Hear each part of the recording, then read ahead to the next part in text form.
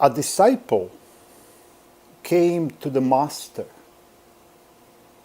and asked for his blessing. The master said to him, "I will bless you when you write down all that you understand about religious life and what has brought you to it." So, the disciple went away and began to write. A year later, he came back to the master and he said, "It's been a challenging year for me, trying to understand the religious life and my own struggle to live it, to find it." The master read thousands of words and he said, "I can see your point and your reasons. You are very eloquent and clear in explaining your way, but it is too long. Why don't you go and try to shorten it?"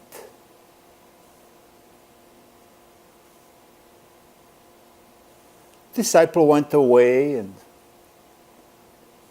after 3 years he came back to the master and he said, "I am here offering you my understanding." He presented a shortened version of his understanding. The master read it and he said, "I can see your clarity, your perception, and your openness, but it is still too long. Go and try to condense it." After 7 years, the disciple came back to the master, bowed down, offering him 1 page, explaining, "This is the essence of my life, and I ask your blessing for having brought me to it." The master read it and he said, "This is so simple and beautiful, but it is not perfect yet. Try to reach a final conclusion. Go." So many years passed and master started to prepare for his end. The disciple returned to him, kneeled before him, and handed him a single piece of paper on which was written nothing. The master placed his hand on his forehead and he said, "Now you have arrived at understanding."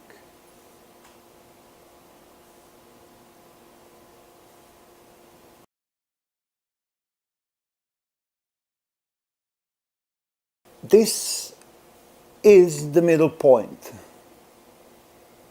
the point of emptiness, the point of nothingness, the state of not being attached to the mind.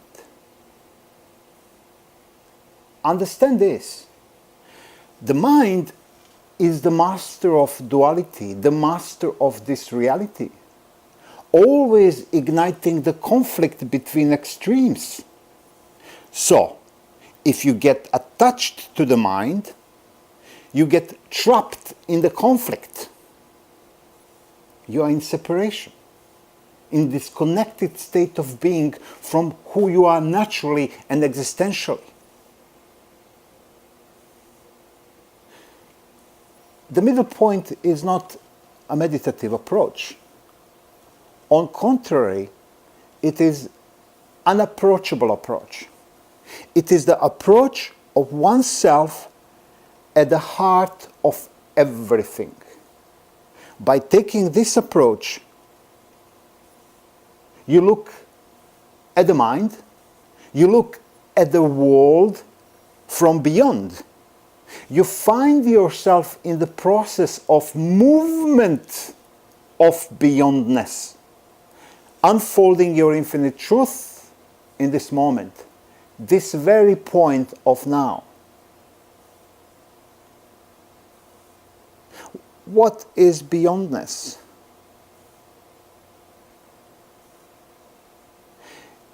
It's emptiness, nothingness, with the perception of spacelessness, timelessness, and changelessness. Beyondness is consciousness as conscious nothing. For only conscious nothing can contain conscious everything. Beyond is no mind, the essence of who you are. By being conscious of nothing, you become awareness. So the middle point is awareness of you as you, naturally and existentially. Unless you have knowingness about oneself, unless you have knowingness of beyondness, unless you become conscious of nothing, unless you become pure awareness, you know nothing. Beyondness is being that is infinite in expansion, and it is all pervading consciousness of everything. In infinite being there is no distance, because this being is not only everywhere, but equally everywhere, and the same moment nowhere.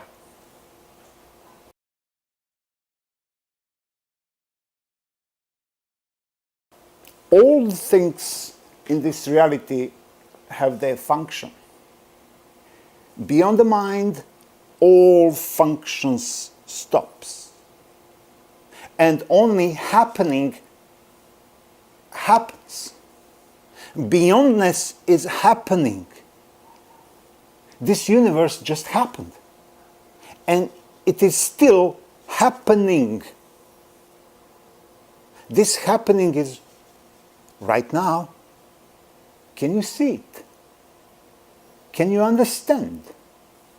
Right now is beyond the mind. Drop the mind and you are right now. Beyond the mind, you recognize oneself, you become aware of who you are. Do you see the point? It's all about recognition.